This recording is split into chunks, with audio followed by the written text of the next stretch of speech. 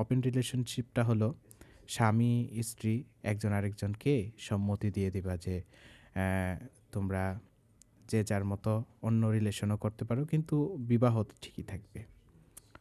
2 নম্বর আরেকটা রিলেশন হলো friends with benefits, বন্ধুত্বের আড়ালে শারীরিক সম্পর্ক।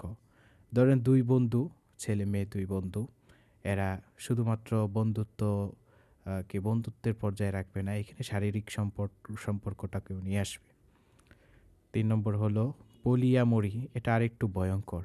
ওয়ালাইকুম রহমতুল্লাহ ওবরাকাতু, কেমন আছেন সবাই?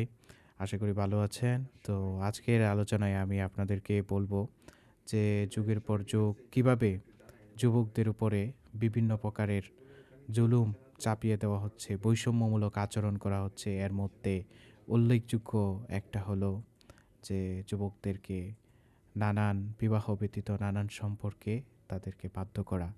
এটা কিভাবে? এটা আমাদের দ্বারাই হচ্ছে।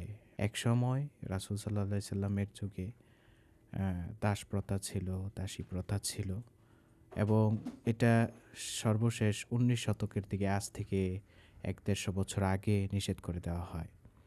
এবং রাসূল সাল্লাল্লাহু আলাইহি সাল্লামের যুগে মুতা বিবাহকেও নিষেধ করে দেওয়া হয়।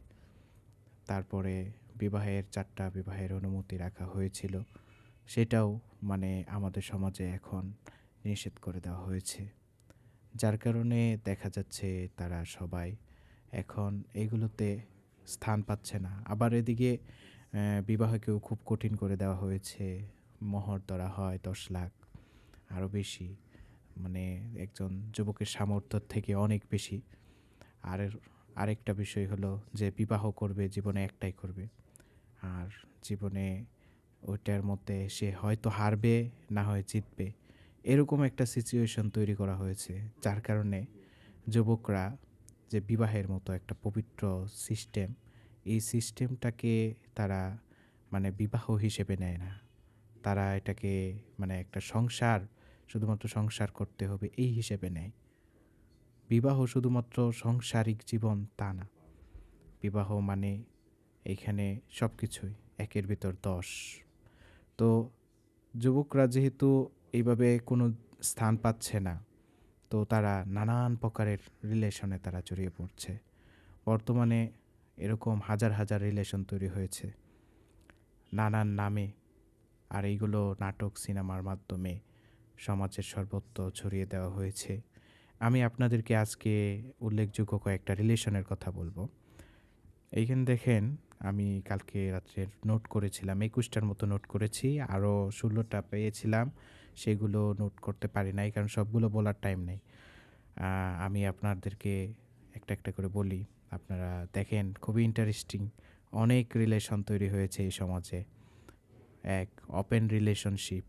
ওপেন রিলেশনশিপটা হলো স্বামী স্ত্রী একজন আরেকজনকে সম্মতি দিয়ে দিবা যে তোমরা যে যার মতো অন্য রিলেশনও করতে পারো, কিন্তু বিবাহ তো ঠিকই থাকবে। 2 নম্বর আরেকটা রিলেশন হলো ফ্রেন্ডস উইথ বেনিফিটস, বন্ধুত্বের আড়ালে শারীরিক সম্পর্ক। ধরেন দুই বন্ধু, ছেলে মেয়ে দুই বন্ধু, এরা শুধুমাত্র বন্ধুত্ব কে বন্ধুত্বের পর্যায়ে রাখবে না, এখানে শারীরিক সম্পর্কটাকেও নিয়ে আসবে। 3 নম্বর হলো পলিয়ামরি, এটা আরেকটু ভয়ঙ্কর। এটা হলো একসাথে অনেকগুলো প্রেম। ধরেন আমিও জানি যে আমি কয়েকটা প্রেম করি, এবং যার সাথে আমি প্রেম করি সেও জানে যে কয়েকটা প্রেম সেও করে। আবার সবাইকে আমরা সবাই মেনে নেই। তো এইটা হলো আরেক প্রকারের প্রেম। তো আরেকটা এইখানে আছে সুইং, 4 নম্বরে। তো বিবাহিত বা স্থায়ী সম্পর্কে থাকা দম্পতিরা পারস্পরিক সম্মতিতে অন্য দম্পতি বা ব্যক্তির সঙ্গে যৌন সম্পর্ক। ধরেন এটা হলো সাময়িক, কোনো একটা ট্যুরে যাচ্ছে, তো এই ট্যুরে ধরেন যাওয়ার সময় একজন আরেকজনকে অনুমতি দিয়ে দিল, অথবা ধরেন একজন আরেকজনের সাথে এক সঙ্গী আরেকজনের সঙ্গী অদল বদল করলো, এক স্বামী স্ত্রী।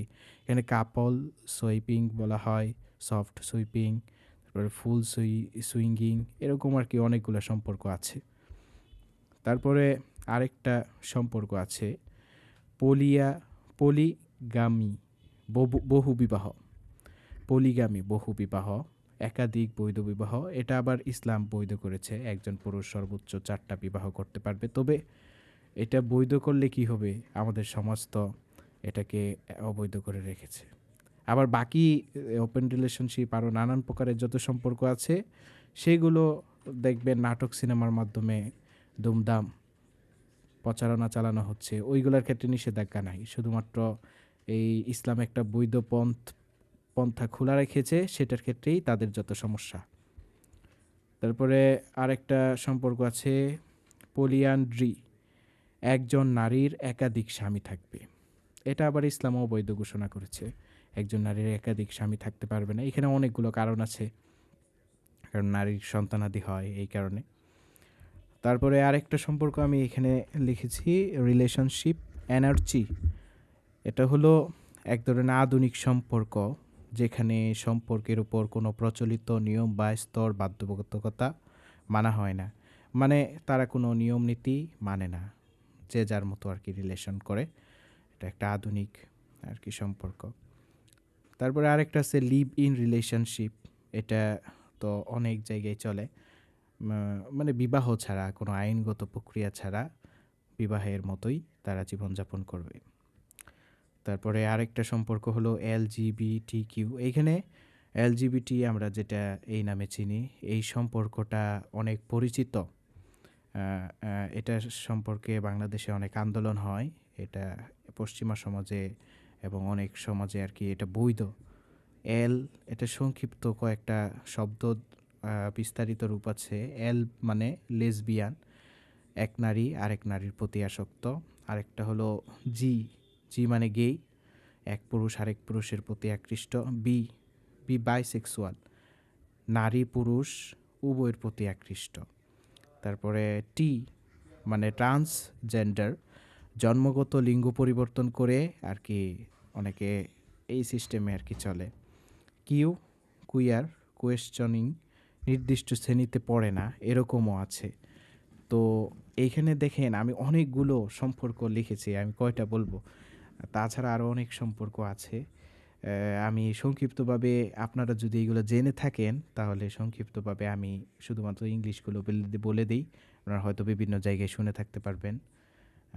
একটা হলো monogamish, casual relationship, situationship, hook up relationship, friends with benefits, এটা আগে বলছিলাম, সুগার রিলেশনশিপ, তারপরে প্লেটনিক রিলেশনশিপ, তারপরে queer platonic relationship, trial relationship, long distance relationship, on again off again relationship, transactional relationship.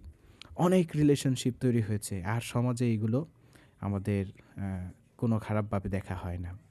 তবে খারাপভাবে সবচেয়ে বেশি যেটা দেখা হয় বর্তমানে ফেসবুকে, তারপরে আমরা দেখতে পাচ্ছি বিভিন্ন জায়গায়, যেটা দ্বিতীয় বিবাহ, যদিও এটা শরীয়ত বৈধ করেছে। এখন কারো যদি বিষয়টা ভালো না লাগে, এটা আপনার ব্যক্তিগত ব্যাপার, এবং আপনারা একটা শরীয়তের একটা হুকুমকে অসম্মান করবেন। নিজের ভালো না লাগলে করবেন না, কিন্তু অসম্মান করার অধিকার আপনার নাই। অসম্মান করলে তো আপনার দিনের প্রতি আপনার কোনো শ্রদ্ধা নাই। তারপরেও আমি এই বিষয়ে বলবো না, এই বিষয়ে বললে আপনারা রাগ করেন। তো আপনাদেরকে বললাম যে যুবকদের উপরে কিভাবে বৈষম্য করা হয়েছে যুগের পর যুগ। তাদের সব রাস্তা বন্ধ করে দেওয়া হয়েছে। এখন তারা একটা বিবাহ করতে চাইলে বিবাহ করতে পারে না। এখন তাদের আর কি এই রিলেশনশিপগুলো মেনটেন করতে হয়। অনেক পুরুষরা যারা হালাল তরিকা বাদ দিয়ে এখন তাদের হারাম তরিকা গ্রহণ করতে হয়। ধরেন একটা পুরুষের যাওয়ার পথ বাকি যদি শুধুমাত্র একটা বিবাহই থাকে, বিবাহের ভিতরে অনেক ঝামেলা হয়, অনেক সময় অনেক কিছু হয়, তখন তার দ্বিতীয় কোনো বৈধ পথ থাকে না। তখন সে হয়তোবা কোনো পতিতালয়ে চলে যাচ্ছে, হয়তোবা কোনো একটা খারাপ জায়গায় চলে যাচ্ছে, খারাপ সম্পর্কে জড়ায় যাচ্ছে, আবার তাকে এর জন্য দমন করা হচ্ছে কঠোরভাবে। তখন সে দিন থেকেও সরে যাওয়ার একটা প্রবণতা তার ভিতর তৈরি হচ্ছে। তাছাড়া আরও নানান তার ভিতরে আমরা বিষয় লক্ষ্য করি বর্তমান আধুনিক সমাজে। তো আপনারা বিষয়গুলা একটু বিবেচনা করে দেখবেন কেমন। আমাকে কমেন্ট করে যদি পারেন জানাবেন অথবা মেসেজ করে জানাবেন। আর দেখেন আরেকটা বিষয় হলো যে উমর রাদিয়াল্লাহু তাআলা আনহু উনার যখন সেনাবাহিনীকে বিভিন্ন প্রদেশে পাঠাতেন, বিভিন্ন জয় করার জন্য, দুর্গ বিজয় করার জন্য, তখন উনি একটা নিয়ম তৈরি করেছিলেন যে ৪ মাসের বেশি কোনো পুরুষ থাকতে পারবে না। ৪ মাসের বেশি পুরুষ বাহিরে থাকতে পারবে না। আর এটা কেন তৈরি করেছেন? তৈরি করেছেন শুধুমাত্র যাতে পুরুষরা খারাপ কোনো সম্পর্কে না জড়ায়। তারপরে আরেকটা রাসূল সাল্লাল্লাহু আলাইহি সাল্লাম মুতা বিবাহ উনি চালু করেছিলেন এই যুদ্ধের মধ্যেই। স্ত্রীরা যখন যুদ্ধের থেকে অনেক দূরে থাকে তখন পুরুষদের তো চাহিদা মেটানোর কোনো নেই। তখন তারা ওই অবৈধ সম্পর্ক এইগুলো বাদ দিয়ে মুতা সম্পর্কটা তাদের জন্য বৈধ করা হয়েছিল। পরবর্তীতে নিষেধ করে দেওয়া হয়েছিল। তো নিষেধ করে দেওয়া হয়েছিল ঠিক আছে। কিন্তু বর্তমানে আমরা এই নিষেধাজ্ঞার মাত্রাটা এত পরিমাণ বাড়িয়ে দিয়েছি যে একটা পুরুষ এখন আদার রিলেশনশিপগুলো মেনটেন করে তাদের চলতে হয়। মাদ্রাসার ছাত্ররা হয়তোবা মাদ্রাসায় বন্দি থাকে, ওরকম কিছু করতে পারে না। কিন্তু স্কুলের অথবা অন্য জায়গার যারা আছে, যাদের সুযোগ আছে তারা কিন্তু এটা ঠিকই সুযোগটাকে ব্যবহার করে। তো এটা একটা অবৈধ পন্থা। তো এই বিষয়টা আরকি আমাদের সমাজকে একটা ধ্বংসের দিকে নিয়ে যাচ্ছে। তো ভালো থাকবেন, সুস্থ থাকবেন। কথা হবে সামনের ভিডিওতে। আসসালামু আলাইকুম।